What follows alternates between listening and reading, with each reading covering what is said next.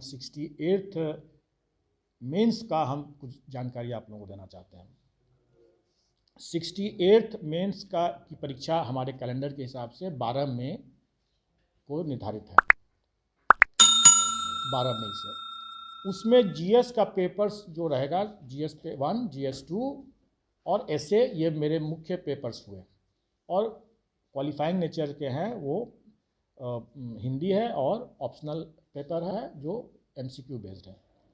इसमें GS paper 1 and paper 2 जो रहेगा, ये क्वेश्चंस को हम रीअरेंज करेंगे। सिलेबस सब वही है, क्वेश्चंस की संख्या भी करने की उतना ही रहेगी जितना पहले, लेकिन अभी आपने देखा होगा 67th मेंस के ऑप्शनल पेपर में हमने क्वेश्चन को रीअरेंज किया था, एक फॉर्मेट नया चेंज किया था, जिसमें कि पहला क्वेश्चन हर सेक्शन का अनिवार्य किया था, दूसरा क्वेश्चन में 2 विकल्प था, दोनों में से एक को करना था, फिर तीसरा क्वेश्चन दोनों में से एक करना। एग्जैक्टली वही पैटर्न हम GS 1 एंड GS 2 में 68th मेंस में वही इसी पैटर्न पर हम क्वेश्चन रखेंगे। सिलेबस वही है, क्वेश्चंस के पैटर्न मतलब नंबरिंग सिस्टम रीअरेंजमेंट इस तरह से रहेगा। ऐसे के बारे में ज़्यादा हम लोगों ने नहीं बतलाया था, लेकिन हम अब ऐसे के बारे में बताएंगे। हमने जानबूझ करके उस समय नहीं लोगों को बताया, क्योंकि अभी पहले लोग पीटी अपने शांति से दे दें, और जब पीटी जब वो कर लेंगे उसके बाद ऐसे की बात।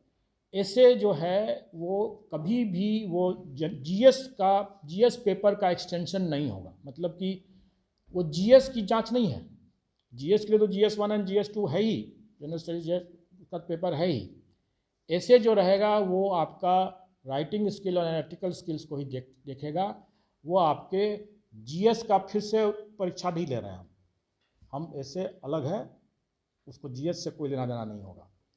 उसमें 3 सेक्शंस रहेंगे, 300 नंबर का है वो, इसमें 3 सेक्शन रहेंगे, 100 नंबर के 3 सेक्शंस रहेंगे। हर सेक्शन में 4-4 क्वेश्चंस रहेंगे, ये उसका फॉर्मेट रहेगा। 4-4 क्वेश्चंस रहेंगे हर सेक्शन में, उसमें से एक करना है तीनों में। उसमें 2 तो आप समझें कि जीएस नहीं है, तो आप सिलेबस उसका सेम है जो कहीं भी रहता है, सिलेबस में हम कोई एक्स्ट्रा नहीं करें, लेकिन उसके लिए मेरा मानना है कि उसके लिए आपको ऐसे न्यूट्रल टॉपिक्स दिए जाएंगे जिसमें कि आपके अपनी जो एनालिटिकल स्किल है, विश्लेषण की क्षमता है, और आपकी जो लेखनी की जो क्षमता है, उसका ही आपका करना है। आपको कोई उसके लिए विशेष कहीं पढ़ना नहीं है, लेकिन आपको जरूर प्रैक्टिस जरूर करने की ज़रूरत पड़ेगी। पढ़ना ज़्यादा नहीं है, आपको कोई भी चीज़ के बारे में अपना विचार जरूर रखना है। कोई भी चीज़, छोटा छोटा चीज़ भी हो सकता है, कोई बड़ा चीज़ हो सकता है, फिलोसफिकल चीज़ हो सकता है, कुछ भी हो सकता है, कहावत हो सकता है, मुहावरा हो सकता है, उसका आप एनालिसिस कीजिए। चोर की दाढ़ी में तिनका, मान लें अगर ये एक सवाल है, तो कहने का मतलब है कि इसके लिए आप कोई किताब आपको पढ़ने की ज़रूरत नहीं है। आप कितना आप इसको किस तरीके से आप लिखते हैं, कोई लिख सकता है उसको बहुत ह्यूमरस तरीके से लिख सकता है, कोई उसको फिलोसफिकली लिख सकता है, कोई कुछ और लिख सकता है। तो ये आपके लेखन की क्षमता और आपके विश्लेषण की क्षमता का आकलन है। और इसमें 4-4 ऑप्शन रहेंगे हर सेक्शन में, और 100-100 नंबर के रहेंगे। तीसरा सेक्शन जो होगा वो थोड़ा बिहार ओरिएंटेड रहेगा, बिहार राज्य, बिहार से ओरिएंटेड होगा। उसमें कोई जरूरी नहीं है कि वो आपका, जैसे मैंने बताया कि जीएस का वो पेपर नहीं है। आपसे पूछा जा सकता है कि लिट्टी चोखा के बारे में आपको क्या कहना है, उसका मतलब कुछ भी इस तरह का चीज़ पूछा जा सकता है जो कि बिहारी लोगों को उसमें फ़ायदा होगा। और ये उद्देश्य भी है कि उनको प्राथमिकता मिले, इसलिए उसमें वो बिहार ओरिएंटेड और बिहारी संस्कृति, बिहारी कला, बिहार के बारे में मतलब कुछ ऐसी बातें होंगी, कहावत, जो जिस पर कि वो आधारित होगा। आपका जनरल नॉलेज का वो टेस्ट नहीं होगा, लेकिन आपको बिहार के बारे में, बिहार के लोग जो रहेंगे वो उसको बखूबी समझेंगे और उसी तरह से रहेगा वो। उसमें खास करके उसके जो अगर हम मान लें कि कोई, हम सिर्फ उदाहरण दे रहे हैं, ऐसा नहीं कह रहे हैं कि यही क्वेश्चन रहेगा, हम खाली उदाहरण दे रहे हैं। जैसे हम बिहार में जैसे कहावत है भोज घड़ी कोहड़ा, ठीक है, भोज घड़ी कोहड़ा। अब बिहारी जो लोग होंगे वो अच्छी तरह समझेंगे इसको, भोज घड़ी कोहड़ा का क्या मतलब होता है। इसको अगर हम नॉन बिहारी अगर कोई बाहर से अगर आते हैं तो उनको थोड़ा कठिनाई होगी इसको समझने में। अगर हम इसको, हर मेरा क्वेश्चन जो रहता है वो बाइलिंगुअल होता है, इंग्लिश में भी होता है, हिंदी में भी होता है, लेकिन ये वाला क्वेश्चन जो रहेगा वो इंग्लिश में नहीं रहेगा, रोमन लिपि हो सकता है, मतलब कि इंग्लिश का में ट्रांसलिट्रेशन हो सकता है, मतलब हम भोज घड़ी कोहड़ा को हम BHOJ भोज घड़ी का GHARDI इसी तरह से लिख देंगे उसको। लेकिन हम चाहेंगे कि जो हमारे बारे में, बिहार के बारे में जो लोग ज़्यादा जानते हैं, जो समझते हैं, उनको प्राथमिकता मिले, और इसीलिए ये तीसरा क्वेश्चन इस तरह से रहेगा।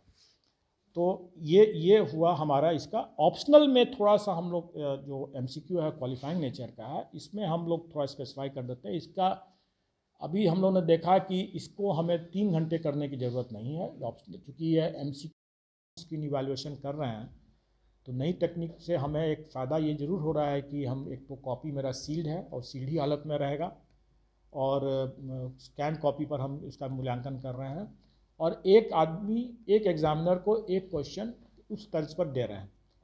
तो उससे क्या फ़ायदा है कि कोई मॉडरेशन की ज़रूरत नहीं पड़ेगी, जिसकी चर्चा मैंने पहले भी किया है। लेकिन चूंकि कोई भी टेक्नोलॉजी जब हम जो इस्तेमाल करते हैं, जो कागज़ पर करने का जो लोग जिसे यूज़ टू हैं, उसको अगर स्क्रीन पर काम करना, माउस से काम करना, तो थोड़ा दिक्कत ज़रूर हो रही है। तो मैं भी समझता हूँ इस मामले में थोड़ा स्पीड उस तेज़ी से नहीं हो रहा है जिस तेज़ी से हम लोग चाहते थे, या जो हम लोगों ने कैलेंडर में जो जिस तरीके से दिया था।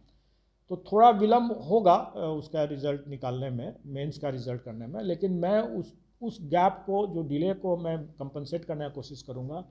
इंटरव्यू जो होगा उसमें नंबर ऑफ़ बोर्ड्स हम ज़्यादा रखेंगे, ताकि हमको इंटरव्यू में हम बचत कर लें समय का, और टोटल हम बाय एंड लार्ज जो हम लोगों ने अंतिम जो रिज़ल्ट जो कहा है उसी को पकड़ लेंगे।